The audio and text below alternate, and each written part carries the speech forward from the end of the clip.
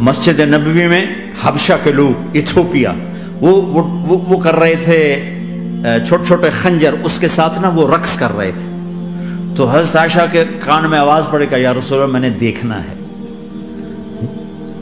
تو کوئی ہمارے جیسا ہوتا کہتا تو لایا نہیں کرتی، فضول کام دیکھتی. تو نبی کی بیوی کو چل بیٹھ قرآن پڑھ، چل مصلی پہ بیٹھ جا، چل تسبیح پڑھ. تجھے خیال کیسے آیا؟ دنیا میں دین مٹ رہا ہے، تمہیں خیال کیسے آیا کہ تو تماشا دیکھتی ہے؟ آپ نے کہا آؤ دیکھتے ہیں. خود آپ دروازے میں کھڑے ہو گئے اور عائشہ کو پیچھے کھڑا کر لیا. عائشہ رضی اللہ فرماتی میں آپ کے پردے میں کھڑی ہو کر میں دیکھتی رہی یہاں تک کہ آپ تھک گئے. ہمارے نبی تھک گئے، اور تھک کے نہ کبھی یوں ہو جاتے، یوں ہو جاتے، ایک پاؤں کا سارا. پھر کہنے لگے عائشہ بس نہ کریں. میں نے کہا نہیں ابھی میرا دل نہیں بھرا. اچھا ٹھیک ہے. پھر کبھی یوں ہو رہے ہیں، کبھی یوں ہو رہے ہیں، کبھی یوں ہو رہے ہیں، کبھی یوں ہو رہے ہیں. حضرت عائشہ کہتی جب میں نے کہا بس پھر آؤ واپس آ. یہ میرے نبی کی زندگی ہے. تم لان تان سے زندگی بنانا چاہتے، ساس سسر بہو پر بیٹے سے بھی زیادہ حق جتانا چاہتے. یہ عام معاشرے کی بات بتا رہا ہوں کہ بہت تباہی ہے. میں تو مسائل سن میں نے تو اب اس دفعہ یہ ارادہ ہے کہ اب میں فون چھوڑ دوں گا، نہیں رکھوں گا، کہ میرے اندر ہمت ہی نہیں رہی کہ میں گھروں کے مسائل، میرا کلیجہ پھٹنے کو ہو. ایسے ظلم ہیں، ایسے ظلم ہیں.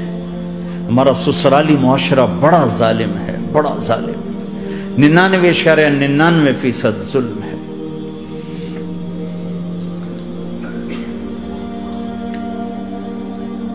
یہاں آنے سے پہلے ایک بچی کی بات، پنڈی سے اس کا فون آیا کہ سسرال نے کہا تھا بچی ہوئی تو طلاق دے دیں.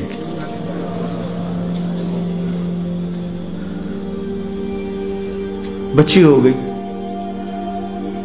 میں نے ہاتھ جوڑے، پاؤں پکڑے، میرا کیا قصور ہے؟ اللہ کی تقدیر ہے. طلاق دے دی، نکال دیا گھر سے. حج میں 2 بچہ بچی ساتھ تھے ابھی میرے حج میں. تو 22-23 سال کا بچہ تھا، اتنے سال کی بچی تھی. تو وہ میرے ساتھ حج میں اکٹھے تھے. تو ہم عرفات میں تھے. تو وہ بچہ میرے پاس آ گیا اور کہا جی بس مولانا میں اپنے گھر سے بڑا تنگ ہوں اور میں نے فیصلہ کیا میں جاتے اپنی بیوی کو طلاق دے دوں گا. میں نے کہا شادی کتنا عرصہ؟ کہا 3 سال. میں نے کہا بیٹا ایسا نہ کرو، میں جب حج سے ہم واپس جائیں گے نا عزیزیہ میں، تو تم دونوں میاں بیوی میرے پاس آنا.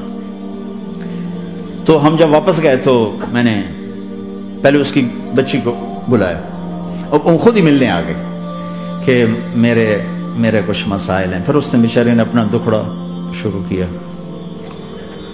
تو کہا جی 1 سال بچہ نہیں ہوا تو میری ساس نے مجھے اتنا ذلیل کیا سسرال نے. یہ تو بانجھ ہے، یہ تو بانجھ ہے، اس کا تو ہونا ہی نہیں ہے. اور اتنے تانے کہ میرے ماں باپ بھی رو برا حال، میرا رو برا حال. پھر آخر یہ ہوا کہ چلو میڈیکلی دیکھا جائے، ٹیسٹ کیا گیا تو فالٹ بچے میں نکلا. میں تو کلیئر تھی. تو پھر میری ساس کی ٹیپ بدل گئی. تو تقدیر ہے، تقدیر میں لکھا تھا ایسے، تقدیر ہے، تقدیر ہے. اب تقدیر آ گئی، اللہ کی رضا پہ پہلے اس کو ذلیل کیا ہوا تھا اور جب بیٹے میں فالٹ نکلا تو اب یہ تو تقدیر ہے، تو اللہ کی رضا پہ راضی ہو جائے. یہ چھوٹے چھوٹے مسائل. جب میں نے تھوڑی سی ان سے سٹنگ کی تو ابھی میں اس سے فون سے ان ٹچ ہوں کہ کہیں یہ پھر بے وقوفی نہ کر بیٹھ. مولانا ہمارا گھر سکھی ہو گیا پر ماں باپ دونوں ناراض ہو گئے. میں نے ان کی ناراضگی کی فکر نہ کر، انہیں راضی کرنا تیرے ذمے، تیری بیوی کے ذمے نہیں ہے. تو اپنا حسن سلوک باقی رکھ.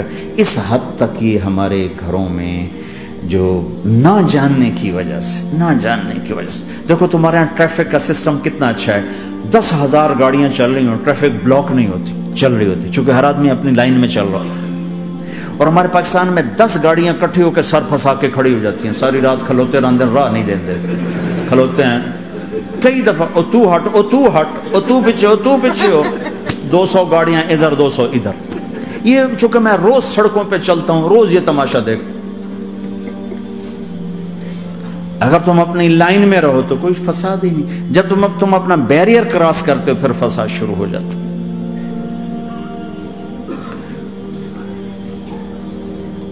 تو بھائیو اپنے نبی کی زندگی سیکھو. ایک سارا کام چھوٹا سا کام, زبان زبان زبان. غیبت چھوڑ دو, جھوٹ چھوڑ دو, گالی چھوڑ دو, تانا چھوڑ دو, طنز چھوڑ دو, برا بھلا کہنا چھوڑ دو, بلکہ حوصلہ افزائی کرو, تعریف کرو.